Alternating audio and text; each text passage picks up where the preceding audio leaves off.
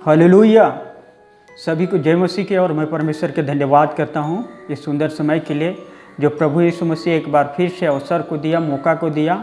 और आज मैं भजन संहिता की किताब से कुछ बातों को आपके बीच में रखना चाहूँगा, परमेश्वर के वचन से रखना चाहूँगा कि परमेश्वर की स्तुति के बारे में हम कैसे परमेश्वर की स्तुति कर सकते हैं और परमेश्वर को क्या भाता है। उस बातों को आज हम भजन संहिता की किताब से उसका 95 अध्याय से कुछ बातों को देखेंगे। हम उससे पहले कुछ बातों को मैं बताना चाहूँगा। हम संसार में, पृथ्वी में जितने भी जीव जंतु, पेड़ पौधा जितने भी है, ये सारी चीज़ क्या है? परमेश्वर का सृष्टि है। सारी चीज़ क्या है? परमेश्वर का बनाया हुआ एक सृष्टि है। हालेलुया। तो हम जो है परमेश्वर की सृष्टि को ही परमेश्वर को देख के खुश कर नहीं सकते हैं। या कोई मेमना को, कोई कबूतर को देख को परमेश्वर के सामने बलि करके हम उसको खुश नहीं कर सकते हैं, क्योंकि सारी चीज़ है, रुपया कौड़ी, सोना चांदी, हर एक चीज़ क्या है? परमेश्वर का एक सृष्टि है। हालेलुया। तो यहाँ पर बाइबिल क्या बताती है हम देखेंगे। आओ हम यहोवा के लिए ऊंचे स्वर से गाएं और अपने उद्धार की चट्टान का जय जयकार करें। हम धन्यवाद करते हुए उसके सम्मुख आएँ और भजन गाते हुए उसका जय जयकार करें। हालेलुया। तो हमें यहोवा परमेश्वर के लिए क्या है? ऊंचे स्वर से गाना है। हमें यहोवा परमेश्वर का धन्यवाद करना है, यहोवा परमेश्वर का महिमा करना है। और किस लिए महिमा करना है, इस बात को मैं आज आप लोगों के बीच में बताना चाहूँगा कि आपके परिवार में अब तक जो परमेश्वर संभाल के रखा है, आपके परिवार का हर एक सदस्य को परमेश्वर संभाल के रखा है, आपके परिवार का हर एक आवश्यकता, ज़रूरत को परमेश्वर पूरी कर रहा है। इस बात के लिए आप परमेश्वर को धन्यवाद रूपी बलिदान दीजिए। हालेलुया। तो परमेश्वर यही चाहता है कि अब तक हमारे जीवन में जो भी उपकार किया है, सारी बातों के लिए हमें क्या करना चाहिए? परमेश्वर को महिमा देना चाहिए। सारी बातों के लिए परमेश्वर को धन्यवाद देना चाहिए, क्योंकि महिमा के लायक, आदर के लायक सिर्फ यीशु मसीह है। हालेलुया। हम संसार में कितने भी देवी देवता देखते हैं, वो महिमा के लायक नहीं है। वो महिमा के लायक सिर्फ परमेश्वर है। तो आज हमें उस चीज़ को पहचानना जरूरी है और जानना जरूरी है कि वाकई में मैं किसको महिमा दे रहा हूँ या किसको महिमा दे रही हूँ। तो हमारे लिए एक अच्छा, सुंदर है, अच्छा समय है कि हम इस समय जो क्या है, यीशु मसीह को महिमा दें। अब यहाँ पर लिखा है कि अपने उद्धार का चट्टान का जय जयकार करें। हालेलुया। हमारी उद्धार की चट्टान कौन है? मैं आपको बताना चाहूँगा। हमारा जो उद्धार की चट्टान है उसका नाम है यीशु मसीह। वो एक चट्टान के रूप में है। हालेलुया। अगर पतरस की किताब में पढ़िएगा तो बहुत ही अच्छा लिखा है। और भी बाइबल में बहुत सारे ऐसे वचन हैं। बाइबल बताती कि जो व्यक्ति यीशु मसीह पर उस चट्टान पर नींव को डालेगा, वो हर एक परिस्थिति में क्या रहेगा? स्थिर रहेगा। हालेलुया। अगर आपका नींव प्रभु यीशु मसीह में है, अगर आपका नींव उस चट्टान पर है, तो आप हर एक परेशानी, हर एक बीमारी के समय में स्थिर रहिएगा। तो ये जो चट्टान जो बाइबल में दर्शाया गया है यहाँ पर, वो यीशु मसीह के बारे में बताता है। तो उस चट्टान का हमें क्या करना चाहिए? जय जयकार करना चाहिए। हालेलुया। उसका 2 पद में लिखा बताता है कि हम धन्यवाद करते हुए उसके सम्मुख आएँ और भजन गाते हुए उसका जय जयकार करें। हालेलुया।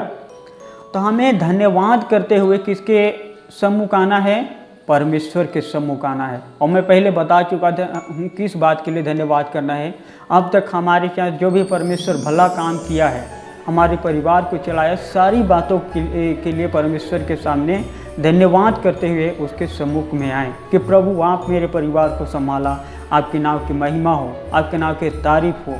अब मेरे परिवार का हर एक आवश्यकता, हर एक ज़रूरत को आपने जो पूरी किया, इसके लिए आपको धन्यवाद करता हूँ या धन्यवाद करती हूँ। हालेलुया।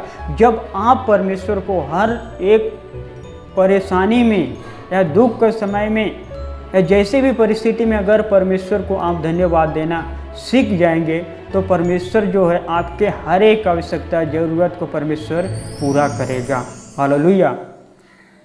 उसका नीचे लिखा है और भजन गाते हुए उसका जय जयकार करें। हमें सिर्फ परमेश्वर की स्तुति करना है, महिमा करना है, जय जयकार करना है। हालेलुया। हम बाइबल में देखेंगे कि जो व्यक्ति परमेश्वर पर विश्वास करता है या उसके वचन को मानता है, उनके जीवन में परमेश्वर बड़े अद्भुत अद्भुत काम को करता है। भजन संहिता उसका 128 या भजन संहिता 1 अध्याय में देखते हैं कि जो आपके लिए उस वचन को मैं पढ़ना चाहूँगा। भजन संहिता की किताब उसका 1 अध्याय आप निकाल लीजिएगा। यहाँ पर बहुत ही अच्छा वचन लिखा है। 1 में बताता है, क्या ही धन्य है वह पुरुष जो दुष्टों की युक्ति पर नहीं चलता और ना पापियों के मार्ग में खड़ा होता है और ना ठट्ठा करने वाली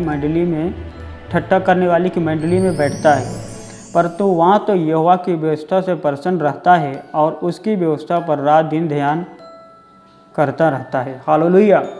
बाइबल सिर्फ उस व्यक्ति के विषय में धन्य व्यक्ति कहा है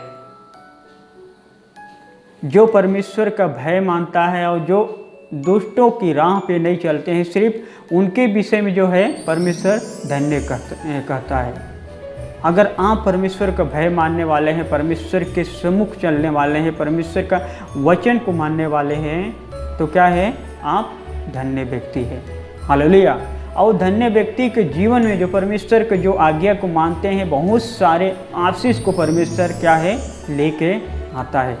अब इसके नीचे आप देख सकते हैं परमेश्वर कैसे आशीष को लेके आता है। जो परमेश्वर का भय मानता है, परमेश्वर को डरता है, उसकी उपासना करता है, उनके बारे में यहाँ पर कुछ आशीष को लिखा है।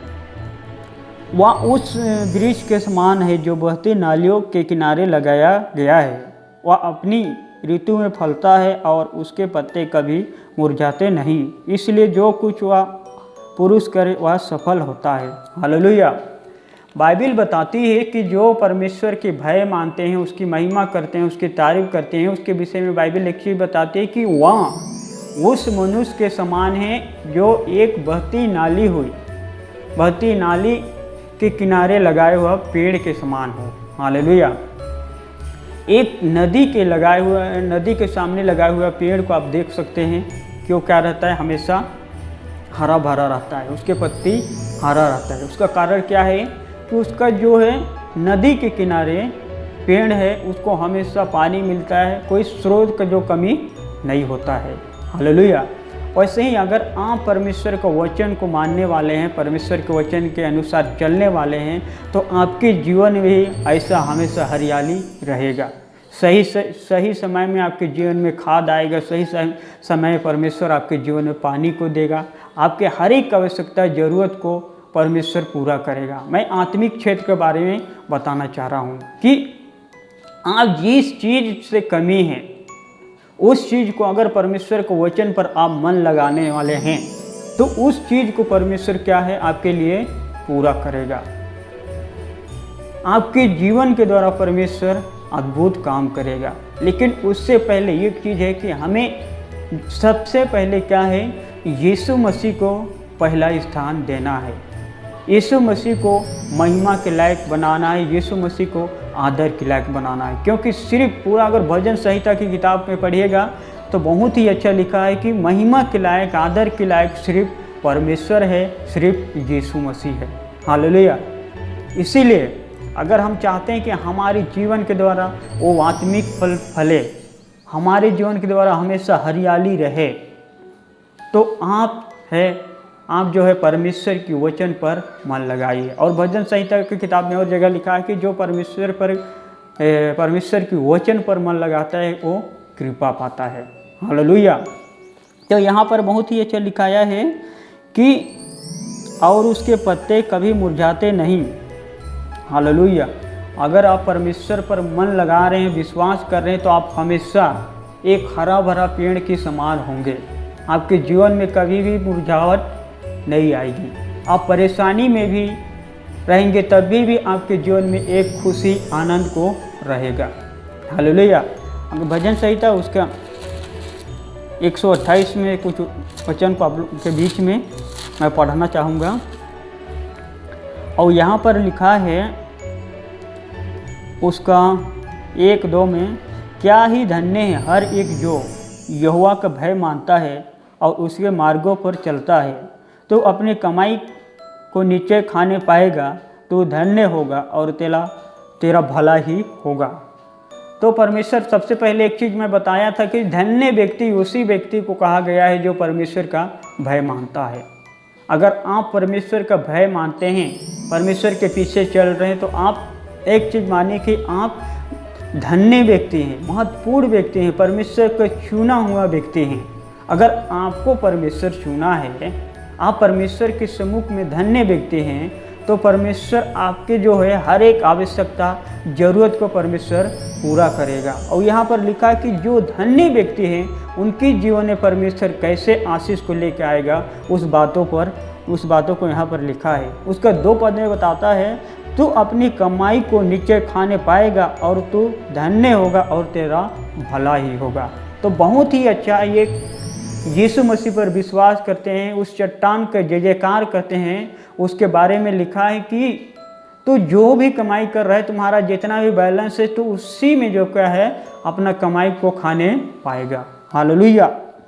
उसका 3 में लिखा है, तेरे घर के भीतर तेरी स्त्री फलवंत दखलता सी होगी और तेरी मेज के चारों ओर तेरे बालक जलपाई पौधे से होंगे। हालेलुया। तो बहुत ही अच्छा लिखा है। यहाँ पर पारिवारिक आशीष के बारे में लिखा है कि आप अगर परमेश्वर का भय मानते हैं तो आपके द्वारा आपके घर परिवार में एक कैसे आशीष को लेके आएगा परमेश्वर।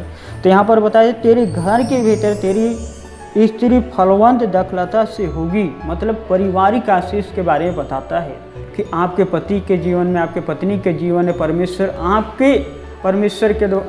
जब परमेश्वर के सामने मन लगाते हैं या उसके वचन को मानते हैं, तो आपके मानने के द्वारा पारिवारिक आशीष को क्या है परमेश्वर लेके आएगा।